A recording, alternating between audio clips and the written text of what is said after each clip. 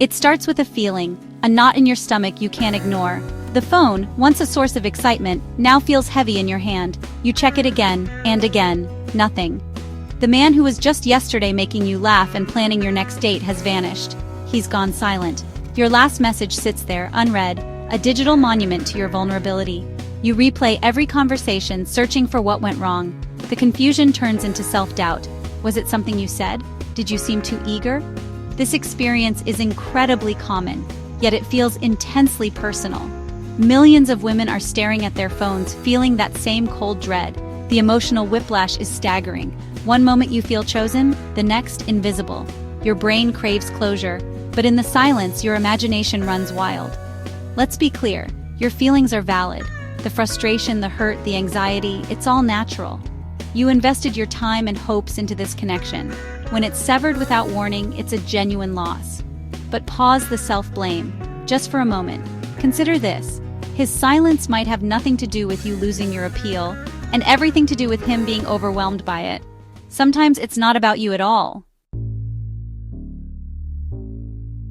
Here's the secret that changes everything when a man pulls away after intense connection. It's often not because he's lost interest. In many cases, it's the opposite. He's overwhelmed by how real it feels. For many men, relationships are like driving a car. When things speed up, their instinct is to hit the brakes. Men process intense emotions through distance and logic, while women seek connection and reassurance. When you want to move closer, his instinct is to retreat and figure things out. He's not thinking, "I'm not into her." He's thinking, "Whoa, this is getting serious, I need a minute."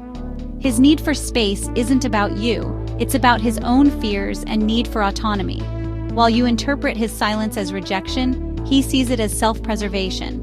Understanding this difference is the first step to breaking the cycle of confusion and pain. His retreat isn't a verdict on your worth, it's a reflection of his own internal conflict. Don't take his distance personally.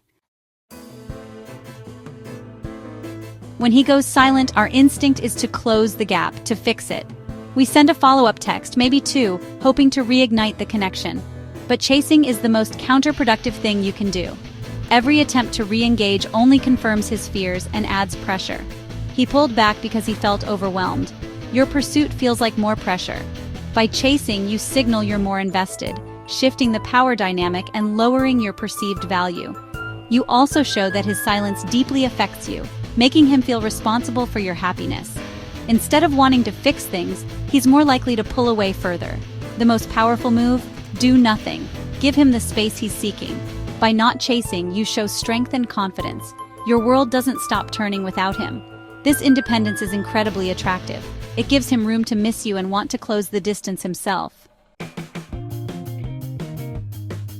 Doing nothing isn't about waiting by the phone. It's about pivoting.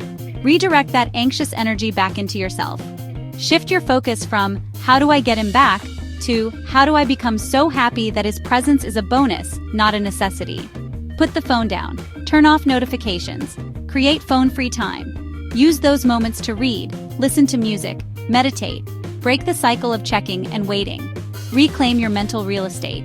Fill your mind with thoughts that serve you. Get busy living a life you love. Try that pottery class, go for a hike, dive into a new project. Call your friends, plan a night out, cook yourself a beautiful meal. The point isn't to make him jealous. It's to genuinely fill your life with joy and purpose. Be the woman who's too busy enjoying life to notice his absence. This guarantees a positive outcome. If he doesn't come back, you've grown. If he does, it's because you inspired him. A woman thriving independently is magnetic. He'll see you're not waiting, and that will make him want to be part of your world again. Your happiness is your power. Let me tell you about Sarah. She was dating Mark. Amazing chemistry, deep talks, future plans. Then suddenly, Mark went cold. Texts slowed, excuses piled up. Sarah's instinct was to chase, but she remembered, don't. She sent one breezy text. "No worries, work can be crazy. Let me know when things clear up. Have a great week." Then she let go. No more texts, no checking his social media. She focused on herself. Yoga, brunch with friends, a new project at work. The anxiety faded, replaced by confidence and purpose. 10 days later, Mark reached out, apologizing for his silence and admitting he'd been overwhelmed. Because Sarah hadn't chased, she gave him space to process, and to miss her. She created a vacuum he chose to fill. That's the power of stepping back. You let him come to you. Sarah's story ended well, but remember, the goal isn't to manipulate a man into coming back. The real victory is being okay whether he texts or not. It's about shifting from seeking validation to creating your own. The ultimate power move is to choose yourself first, every time. Your happiness and self-respect are non-negotiable. When you stop chasing and start living, you take back control. You become the author of your own story. Being high value isn't about playing games. It's about having a life so rich that anyone who wants in has to rise to your level. Next time a man goes quiet, see it as an opportunity for radical self-love. Let him have his space.